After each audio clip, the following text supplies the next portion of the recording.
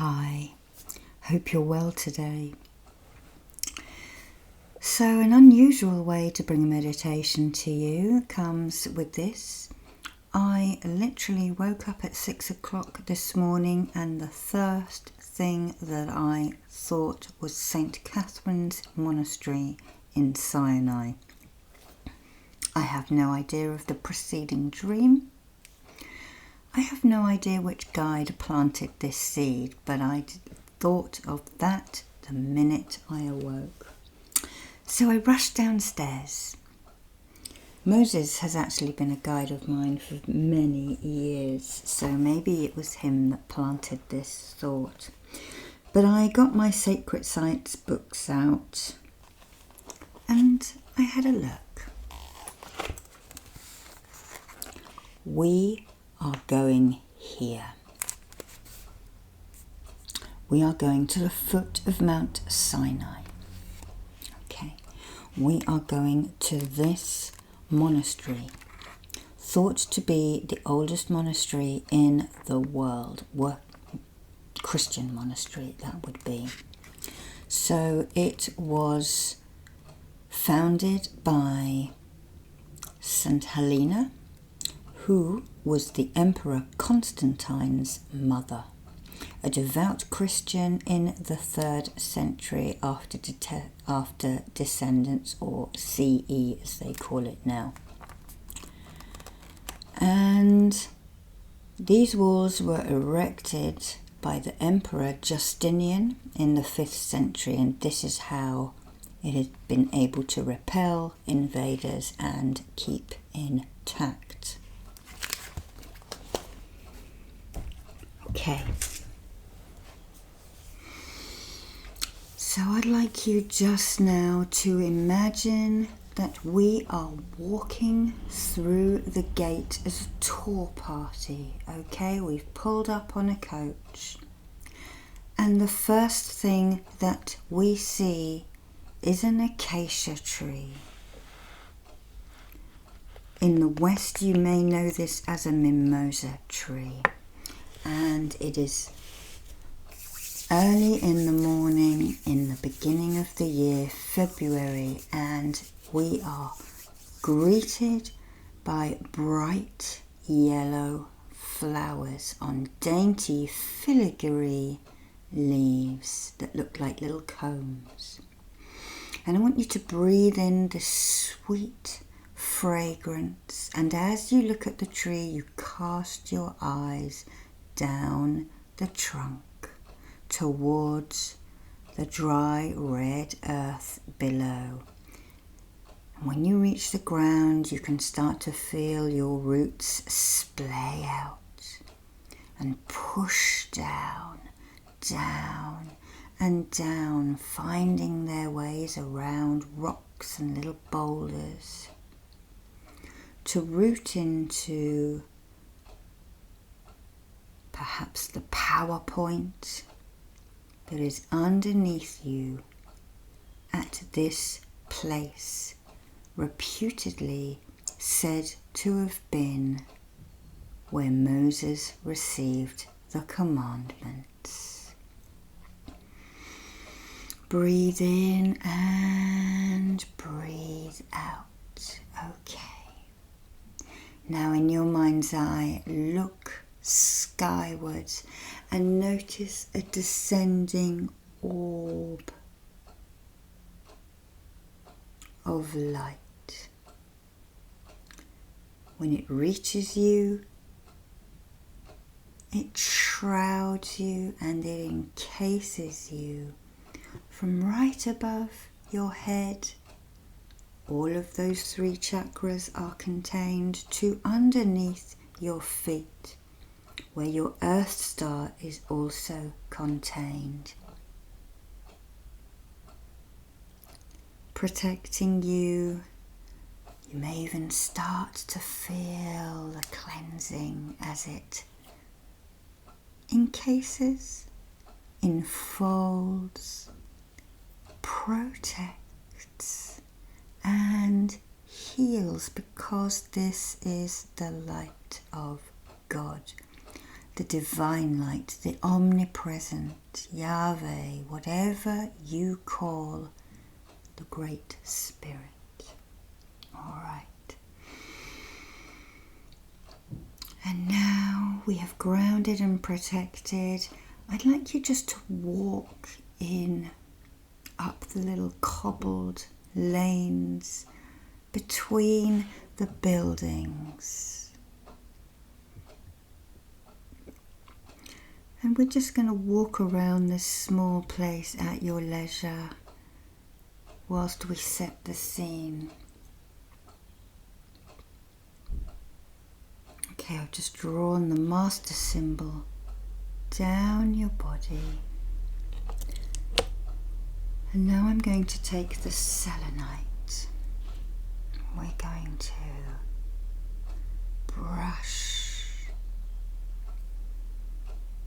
brush any of these hooks and lines and stuck energy that may still be in your aura because of these commandments that have been broken,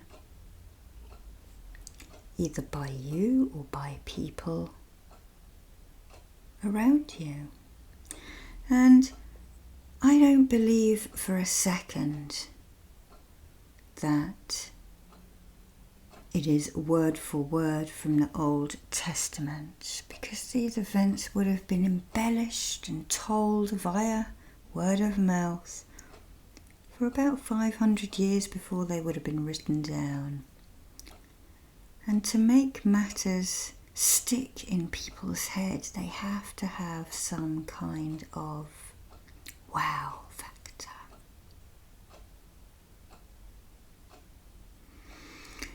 So let's say that these commandments were given to Moses.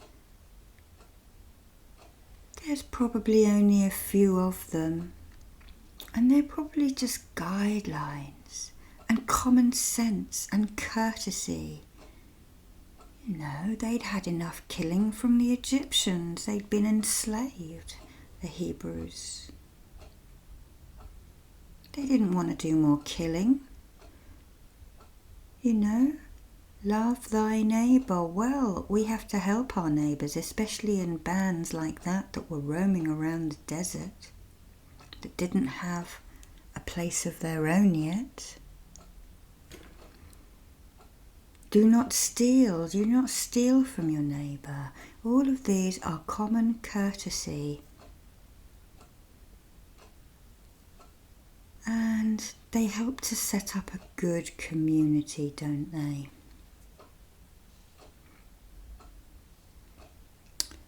So this monastery that we've entered is today run by Eastern Orthodox Church.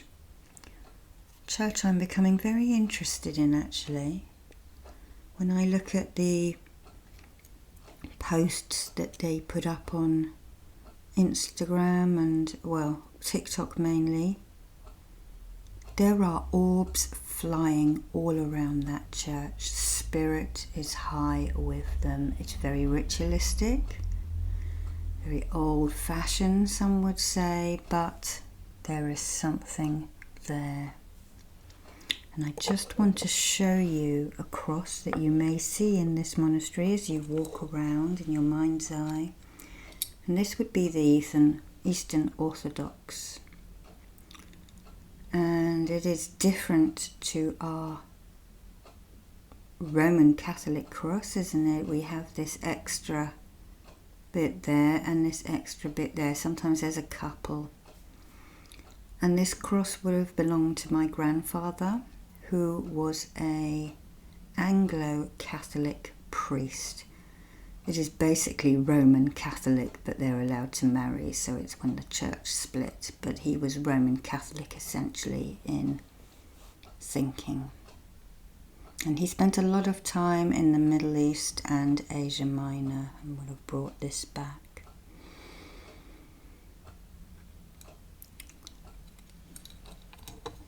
But now we're going to walk up the central street. And we're going to head to a place that looks like that. There's our acacia tree, and this is said to be the burning bush, thought to have been the bush that spoke with God's word to Moses. And I've done a little research on this. It is called a Rosa Sanctus. And a Rosa Sanctus is simply the bramble, which is an Ogham symbol. We all know what a bramble looks like. It has a rose-like plant, flower. Just drawing that into you. Mune. Mune. Mune.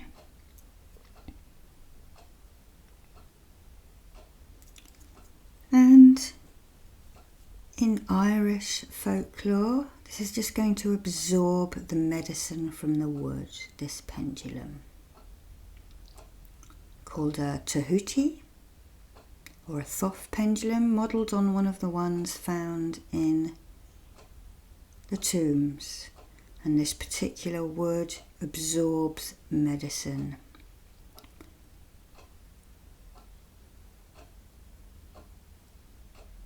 So in Irish philosophy and folklore, the muin, the bramble, brings joy, brings bounty, brings harvest. They make wine out of it. In fact, the other plant for the Irish Ogham is the vine, the grapevine, introduced by the Romans. But the brambles are everywhere, aren't they? They are pretty much all over the earth in the temperate regions. It's doing a lot of absorbing this. We all need a lot of joy, we need a lot of bounty, we need a lot at the moment. And this is just going to spin until it is happy. Then I'm going to hold it over your head. Starting to slow down now. Okay, so I am going to tell it to spin and it goes the other way. Release, release, release onto all of these wonderful viewers. The properties of the burning bush, the properties of abundance, the properties of joy, the properties of health, because it is a superfruit, isn't it? With all those dark red, juicy vitamin C, vitamin D, zinc, whatever else it has, releasing all of that medicine to you. And as you watch this, I want you just to have that bush in the back of your mind. Take yourself back to this monastery. Let us all sit down in front of this burning bush now. And I want you to imagine blurring your vision a little bit so that you sort of look through your eyes. You can close them a little bit and focus on that bush. I'm going to ask the angels to come down now and surround us and raise the vibrations. Michael, Gabriel, Uriel, Raphael, Sandalphon and Metatron. Come and be present around us all now. And as you gaze at that bush, a message will be put into your head, hopefully, or a knowing. You may see things, you may hear things, or you may just know it, or feel the comfort of God's light.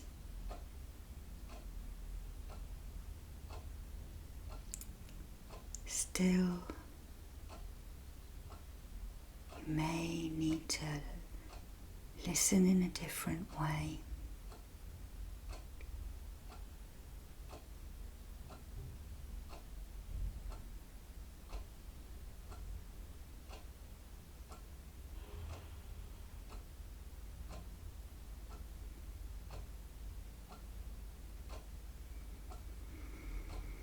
Breathe out.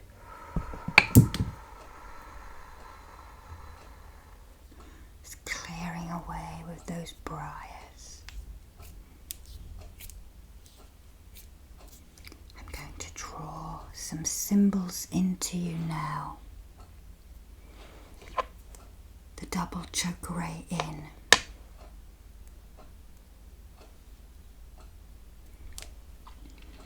Followed by gnosis, knowledge.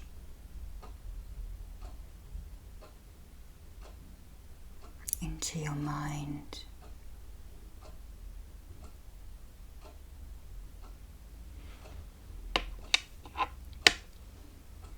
Artistic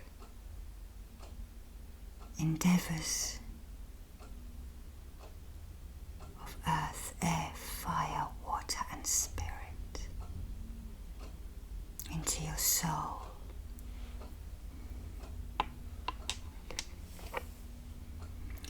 Karmic healing into your throat. Sona.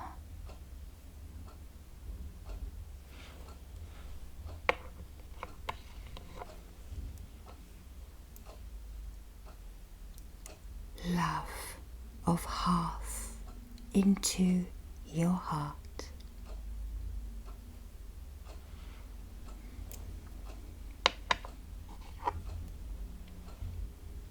And the abundance of everything that we have spoken about today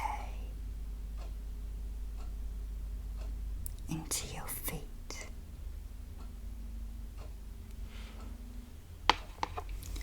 And I'm going to close it with the double chakra to activate.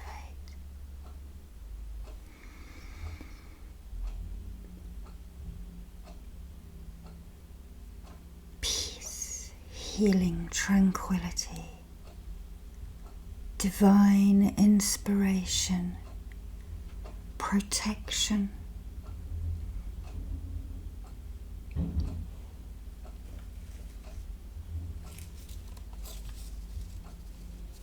The beauty of the rose. And if you can hear noises, the trashmen have just turned up, so you can imagine all that garbage out of your mind and your heart and your soul. You can just throw it into my trash chart. Just imagine it's pulled up outside this monastery, which I should think has a road to it now.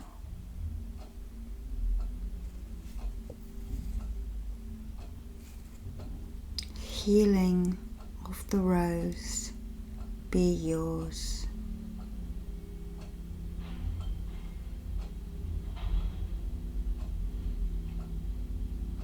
So I want you now just to take all of this energy down. I'm just going to give you these Terra-Mai diamonds to hold on to.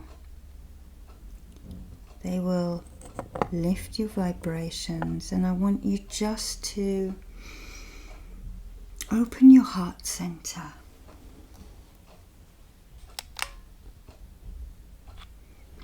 And just absorb the energies that these angels are bringing to you and that this bush emits, as it is God's light.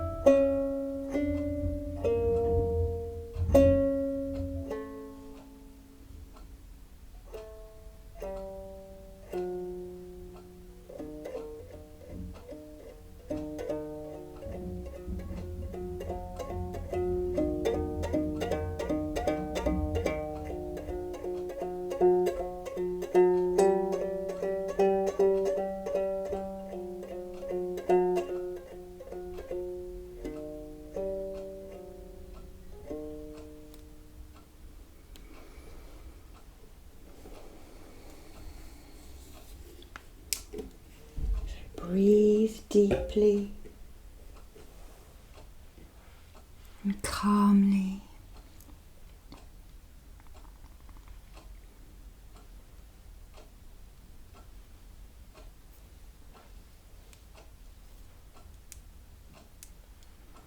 And know that however you are feeling, there is always a place for you to come and sit quietly in front of this beautiful burning bush, in front of the fire of the acacia, whose energy used to be used for hallucinogenic purposes. Was this what Moses was on when he saw the bush talk?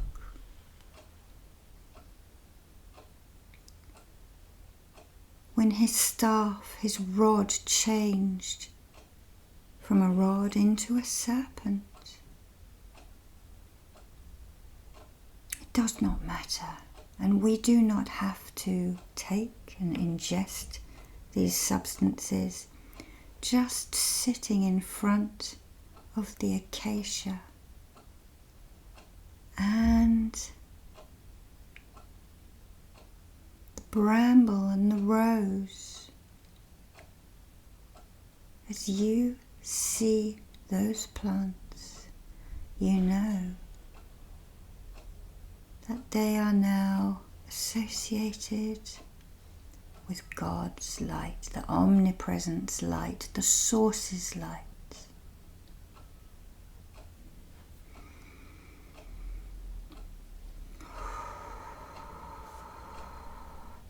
Again, I draw these into you, the chakra. From feet upwards, the Mara.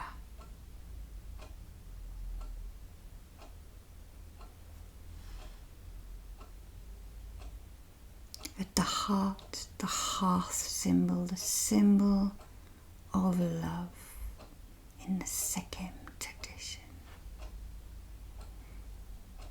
At the throat, the zonar for the past life healing.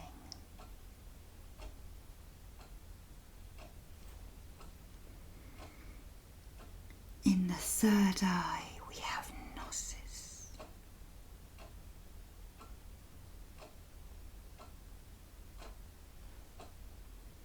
And at the mind, we have Eava, for the artistic flair within you.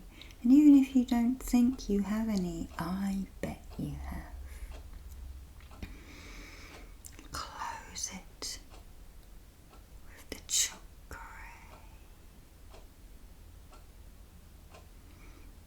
And as you sit here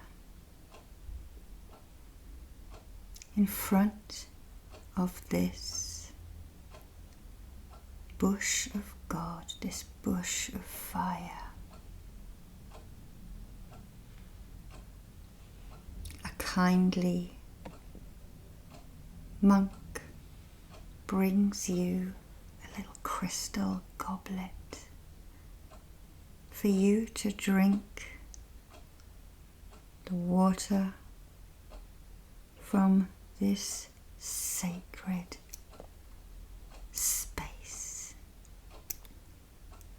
And we can anoint your chakras and your body with it as well as drinking it.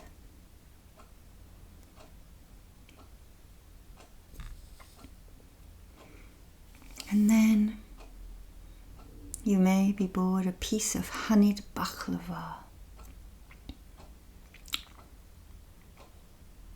which the bees have collected from this holy bush and this sacred tree of life, the acacia tree.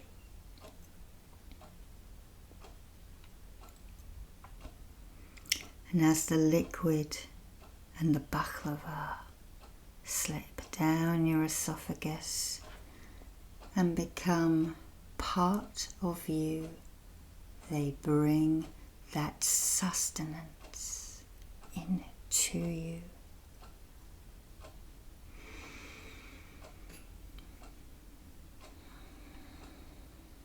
Okay.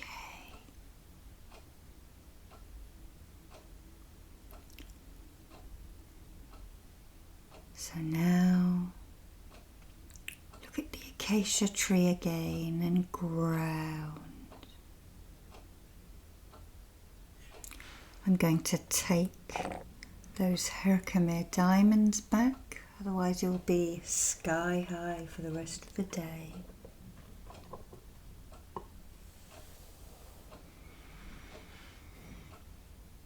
And I'm going to say goodbye to you now as we in our imagination stand up and walk back down the street towards the gateway. We're going to come out and walk back somewhere over here to the coach that awaits us. Smelling the cypresses, grounding, and knowing that we can come back here whenever we wish, in our heart and in our mind. Thank you for watching. I do apologise about the outside noise. Love and light to you all.